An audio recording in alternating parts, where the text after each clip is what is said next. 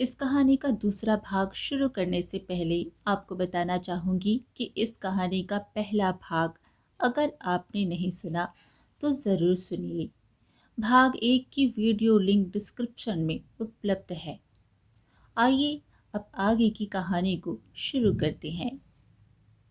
अतुल को भी आरती के रूप में बहुत अच्छी जीवन साथी मिली थी, जिस कारण उसकी फैक्ट्री अब नई ऊंचाइयों को छू रही थी।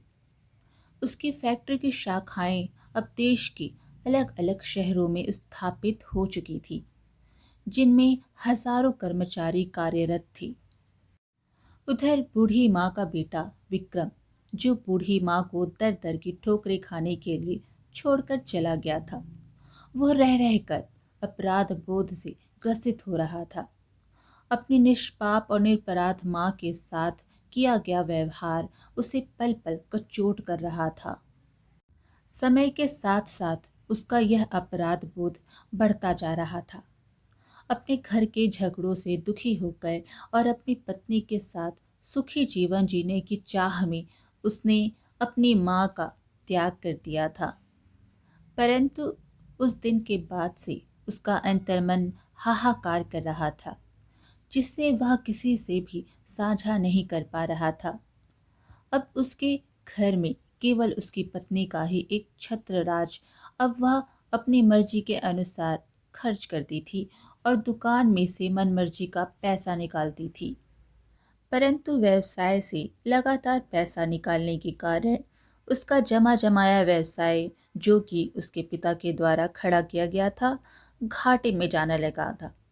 अंततः उसे दुकान बंद करनी पड़ी। दुकान बंद करने के बाद कुछ दिन बड़ी कठिनाई में गुजरे। अब विक्रम और उसकी पत्नी को आटे दाल का भाव मालूम पड़ने लगा था। फिर फिजूल खर्ची तो दूर की बात, अब उनके पास घर खर्च और बच्चों की आवश्यकता ही पूरी करने के लिए भी पैसा नहीं था। विक्रम का एक मित्र, जो एक बड़ी कंपनी में कार्यरत था, उसने अपनी सिफारिश पर उसकी नौकरी अपनी ही कंपनी में लगवा दी और इस तरह विक्रम की जीवन की गाड़ी थोड़ी थोड़ी चलने लगी। विक्रम तब कंपनी में बहुत मन लगाकर काम कर रहा था, जिस कारण उसे फैक्ट्री में बहुत मान सम्मान मिलने लगा। अब वो फैक्ट्री का एक महत्वपूर्ण कर्मचारी बन चुका था। विक्रम की कंपनी में स्थापना दिवस पर वार्षिक महोत्सव मनाया जाना था। सभी कर्मचारियों को उनकी काबिलियत के आधार पर पुरस्कार वितरित किया जाना था। विक्रम को भी अपनी मेहनत और योग्यता के आधार पर पुरस्कार दिया जाना था, जो कि उसकी कंपनी के मालिक के द्वारा दिया जाना था। नियत तिथि पर पुरस्कार वितरण का समारोह शुरू हुआ और यह पहली बार था जब कंपनी का मालिक अपने सभी कर्मचारियों से रूबरू हो रहा था। आज का दिन विक्रम के लिए बहुत खास था। मैनेजिंग डायरेक्टर अपनी पत्नी, माँ और बच्चों के साथ समारोह में आए थे। जब समारोह शुरू हुआ और पुरस्कार वितरण के लिए कंपनी के डायरेक्टर साहब से अनुरोध किया गया, तो वे स्टेज पर आए और कहने लगे कि आज हमारी कंपनी के लिए एक बहुत बड़ा दिन है, परंतु आज हमारी कंपनी जिस स्थिति में है वह केवल और केवल हमारी माँ के आशीर्वाद से ही है। यदि माँ की प्रेरणा ना हो तो ना तो आज ये कंपनी होती और ना ही मैं इस पद पर होता। इसलिए पुरस्कार वितरण करने के लिए मैं माँ को बुलाना चाहूँगा। माँ, कृपया आप स्टेज पर आइए और अपने हाथों से सभी योग्य कर्मचारियों को पुरस्कार वितरित कीजिए। अतुल के बुलाने पर माँ स्टेज पर पहुंची और उनकी आंखों से अश्रु की धारा बह निकली। कर्मचारी के नाम अनाउंस किए गए और माँ जी ने उन्हें एक एक करके पुरस्कार देती रहीं।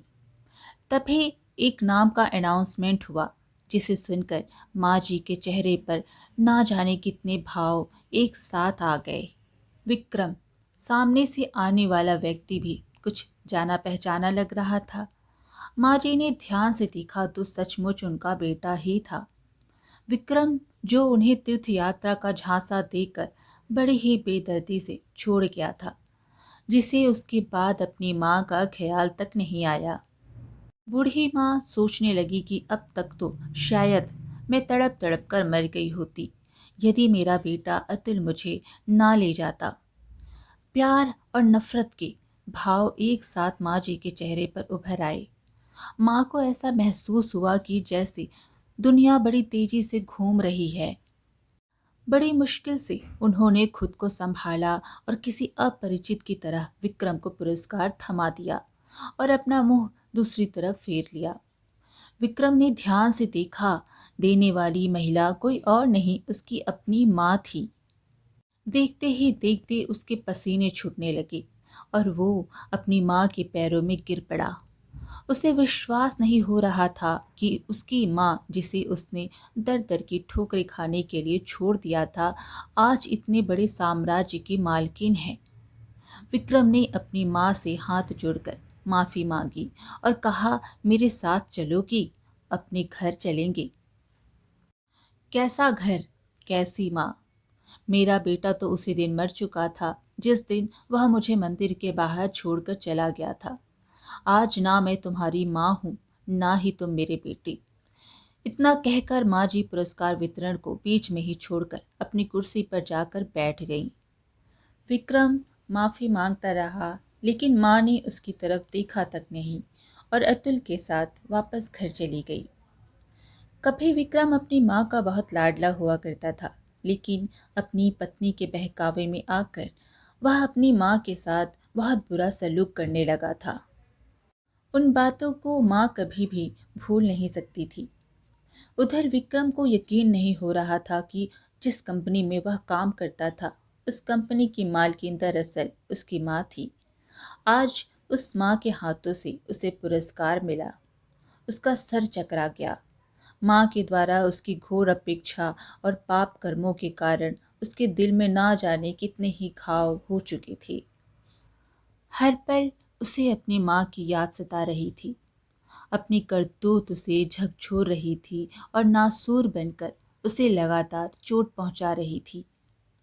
एक दिन रविवार को जब उसके ऑफिस की छुट्टी थी, तो वह अपनी पत्नी को लेकर स्कूटर पर राधा रानी के मंदिर दर्शन के लिए गया। जब राधा कृष्ण की मूर्ति के सामने हाथ जोड़कर खड़ा हुआ, तो उसे लगा कि जैसे भगवान कुटिल दृष्टि से उसके द्वारा किए गए घोर पाप के लिए उस पर हंस रहे थे। घबराकर उसने आंखें खोली। पूजा पाठ करके मंदिर से आते हुए अपराध बोध के कारण उसकी मानसिक स्थिति बिगड़ी हुई थी, जिस कारण सामने से आता हुआ ट्रक नजर नहीं आया और तेज धमाके के साथ स्कूटर ट्रक से टकरा गया। वह दोनों बड़ी बुरी तरह से घायल हो गए। विक्रम की स्थिति गंभीर बनी हुई थी। उसके पैर की हड्डी टूट चुकी थी और उधर उसकी पत्नी को पैरालिसिस हो चुका था। जब उसे होश आया तो वह दहाड़े मार कर रोने लगी। अब घर पर दोनों बच्चों की देख रेख के लिए कोई नहीं था। उसके मायके से उसके भाई भाभी उसका पता करने के लिए आए, परंतु थोड़ी देर हाल चाल पूछकर वे दोनों चलते बने। विक्रम के दोस्त ने सारी घटना की जानकारी कंपनी के मालिक अतुल को दी। जब अतुल फोन पर बात कर रहा था, तो माँ वहीं बैठकर उसके साथ चाय नाश्ता कर रही थी। विक्रम का नाम सुनकर माँ चौंक उठी। उसने अतुल से पूछा कि क्या हुआ, किस बारे में बात हो रही थी। तो अतुल ने सारा हाल कह सुनाया कि उसकी कंपनी के एक कर्मचारी विक्रम का एक्सीडेंट हो गया और वह गंभीर रूप से घायल है। यह सुनकर माँ रोने लगी। अतुल ने जब माँ से उनके रोने का कारण पूछा, तो माँ ने सारी बात कह सुनाई। तब अतुल ने बोला, माँ, कर्मों का फल तो भोगना ही पड़ता है।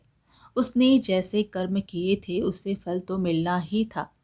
लेकिन माँ का दिल तो अंदर ही अंदर बच्चों के लिए तड़प रहा था। उसके बेटा बहू लाचार होकर बिस्तर पर पड़े थे, इसलिए माँ ने कहा कि मैं थोड़ा समय अपने बेटे बहू के पास जाना चाहती हूँ। कुछ दिनों बाद वापस आ जाऊंगी। अतुल ने भी हामी भर दी और माँ को बहुत से पैसे देकर उनके बेटे बहू के पास छोड़ आया। माँ ने अपने बेटे और बहू को एक अच्छे से अस्पताल में भर्ती करवाया, जहाँ उनका पूरा ख्याल रखा जाने लगा। उनके बच्चों को संभाला और साथ साथ उनकी दुकान को भी फिर से खड़ा किया। जो पैसे अतुल ने दिए थे, अपने बेटे बहू की गृहस्थी संभालने में लगाया। हर कदम पर अतुल ने माँ की पूरी मदद की।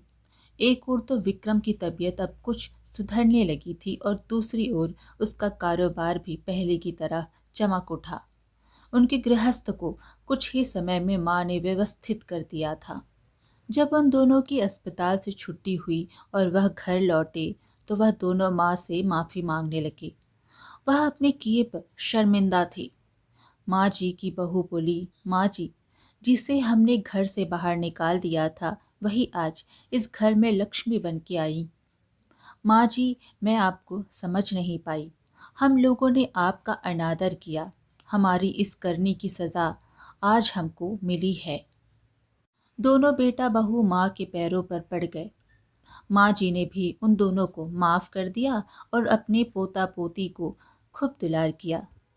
कुछ दिन और वहाँ रहने के बाद माँ ने कहा, अब तुम दोनों की तबीयत ठीक हो चुकी है और तुम अपनी गृहस्थी को संभाल सकते हो। तुम्हारी दुकान भी खूब अच्छी चल रही है, इसलिए अब मैं चलती हूँ। मेरा बेटा और मेरा परिवार मेरा इंतज़ार कर रहा है। यह कहकर माँ ने अपना बैग तैयार कर लिया। बेटा बहू ने माँ को जाने से रोकने की बहुत कोशिश की, परंतु माँ ने कहा, मेरा बेटा अतुल मुझ पर जान छिड़कता है। अब वही मेरा बेटा है, इसलिए अब मुझे जाना ही होगा। बाहर अतुल माँ को लेने के लिए पहले ही गाड़ी लेकर आ चुका था। उन दोनों ने बहुत मनाया, परंतु माँ नहीं रुकी और चली गई।